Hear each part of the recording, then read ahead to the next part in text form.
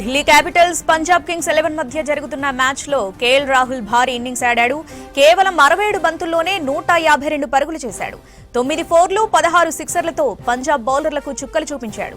20 ఓవర్లు ముగిసేసరికి ఢిల్లీ క్యాపిటల్స్ 2 వికెట్ల నష్టానికి 264 పరుగులు చేసింది.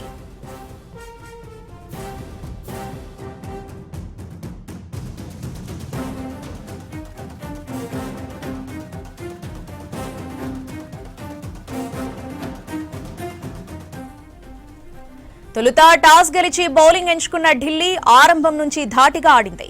3వ ఓవర్లో ఓపెనర్ నిశాంక 11 పరుగుల వ్యక్తిగత స్కోర్ దగ్గర అవుట్ అయ్యాడు. ఆ తర్వాత వచ్చిన నితీష్ రాణా కేఎల్ రాహుల్తో కలిసి అద్భుత ఇన్నింగ్స్ ఆడాడు. పంజాబ్ బౌలర్లకు మరో వికెట్ ఇవ్వకుండా ధనాధన్ ఇన్నింగ్స్ ఆడాడు. 44 బంతుల్లో 11 ఫోర్లు 4 సిక్సర్లతో నితీష్ రాణా 91 పరుగులు చేసి అవుట్ అయ్యాడు. ఇండియా తరఫున ఐపీఎల్లో అత్యధిక పరుగులు చేసిన రికార్డ్ కేఎల్ రాహుల్ నెలకొల్పాడు. ఇప్పటి వరకు హైయెస్ట్ స్కోర్ క్రిస్ గేల్ పేరిట 175 పరుగులుండగా కేఎల్ రాహుల్ 3వ స్థానంలో కొనసాగుతున్నాడు.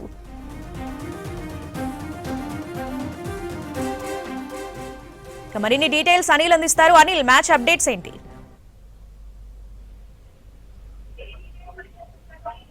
ఐపీఎల్ 2026 లో భాగంగా నేడు జరిగినటువంటి పంజాబ్ కింగ్స్ తో జరుగుతున్నటువంటి ఢిల్లీ క్యాపిటల్స్ మ్యాచ్ సంబంధించి బ్యాటర్లు మాత్రం శివాలెక్కారని చెప్పవచ్చు. ఎందుకంటే నిన్నైతే 20 ఓవర్లకు కానీ కేవలం 2 వికెట్ల నష్టానికి 264 పరుగులు చేసి రికార్డు సృష్టించారు. ఇందులో ముఖ్యంగా మన ఇండియా ప్లేయర్ కేఎల్ రాహుల్ ఈరోజు వ్యక్తిగత హైయెస్ట్ స్కోర్ కూడా చేశాడు. ఎందుకంటే ఓపెనర్ గా బ్యాట్లోకి దిగినటువంటి కేఎల్ రాహుల్ మొదటి నుంచి కూడా పంజాబ్ బౌలర్లపై విరుచుకుపడ్డాడు. తన అద్భుతమైనటువంటి ఫామ్ ను కొనసాగిస్తూ కేవలం మొదటిగా 47 బంతుల్లోనే సెంచరీ పూర్తి చేశాడు. తర్వాత ఓవరాల్ గా ఇన్నింగ్స్ ముగిసే సమయానికి 152 పరుగులు చేసి సెకండ్ ఇప్పటివరకు ఆల్ ఓవర్ ఐపీఎల్ లో థర్డ్ హైయెస్ట్ స్కోర్ వ్యక్తిగత స్కోర్ గా రాహుల్ నిలిచాడు. సో ఈ సీజన్ లో మాత్రం ఇదే హైయెస్ట్ స్కోర్ ఇప్పటి వరకు. మొన్నటి వరకు అభిషేక్ శర్మ 141 ఉండేది. ఇప్పుడు ఈ సీజన్ లో సెకండ్ హైయెస్ట్ స్కోర్ సంబంధించి కేఎల్ రాహుల్ నిలిచాడు. ఇక ఈ 2026 సంబంధించి కూడా అత్యధికంగా వ్యక్తిగత స్కోర్ చేసినటువంటి మొదటి ఇండియన్ బ్యాటర్ గా కూడా ఇతను నిలిచాడు.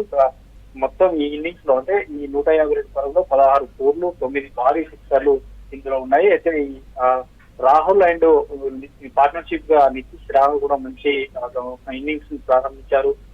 నితీష్ రాణా కూడా కేవలం 44 బంతుల్లోనే 91 పరుగులు చేసి ఢిల్లీ సంబంధించినటువంటి స్కోర్ ను దాదాపు చాలా అంటే మనకి గత మ్యాచెస్ ఇప్పటివరకు జరిగిన మ్యాచెస్ ఈ మ్యాచ్ చాలా తెలియదు. దాదాపు 220 పార్ట్నర్షిప్ కూడా ఈ మ్యాచ్ సంబంధించి మనం చూడొచ్చు. ఐపీఎల్ చరిత్రలోనే 2వ వికెట్ కు ఇదే అత్యధిక పార్ట్నర్షిప్ గా కూడా చెప్పవచ్చు. అంటే పంజాబ్ సంబంధించినటువంటి బౌలర్స్ మనకి అత్యధిక చూడొచ్చు. 4 ఓవర్లు వేసి ఒకే వికెట్ తీసి 49 పరుగులు ఇచ్చారు. తర్వాత బాట్లెట్ 4 ఓవర్లు వేసి 69 పరుగులు ఇచ్చారు. అంటే ఇందులో ఎక్కువగా 6 బౌండరీస్ 4 బౌండరీస్ కేఎల్ రాహుల్ సొంతం చేసుకున్నారు. సో మొత్తానికి ఢిల్లీ క్యాపిటల్స్ సంబంధించి మాత్రం ఐపీఎల్ చరిత్రలోనే ఒక అత్యుత్తమైన స్కోర్ ను వారి యొక్క సొంత ఏదైతే ఢిల్లీ అరుణ్ జైట్లీ స్టేడియం లో జరుగుతుందో అక్కడ చేశారు. సో 265 పరుగుల యొక్క లక్ష్యాన్ని దిగినటువంటి పంజాబ్ కింగ్స్ కూడా ఇప్పటి వరకు మొదటి నుంచి కూడా వారు కూడా నీట్ గానే ఆడుతున్నారు. సో ఇప్పటి వరకు స్కోర్ కనుక చూస్తే వారికి సంబంధించినటువంటి స్కోర్స్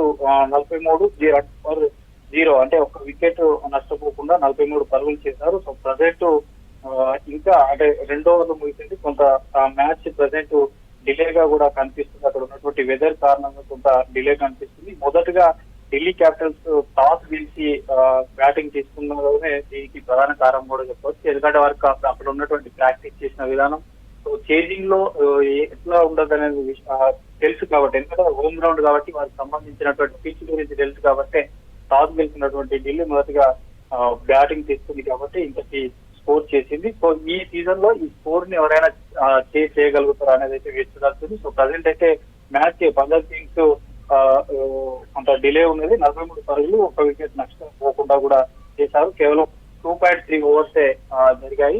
చూడాలి మరి కాసేపట్లో మళ్ళీ మ్యాచ్ ప్రారంభం కాబోతుంది. కాబోయిన తర్వాత ఈ చేజింగ్ అంటే ఈ ఢిల్లీ చేసినటువంటి స్కోర్ ని చేస్తారా లేదనేది అయితే చూడాల్సింది. సో మొత్తానికి అయితే ఈ రోజు జరిగినటువంటి మ్యాచ్ లో కేఎల్ రాహుల్ అద్భుతాన్ని సృష్టించారు. Right Anil, thanks for the updates.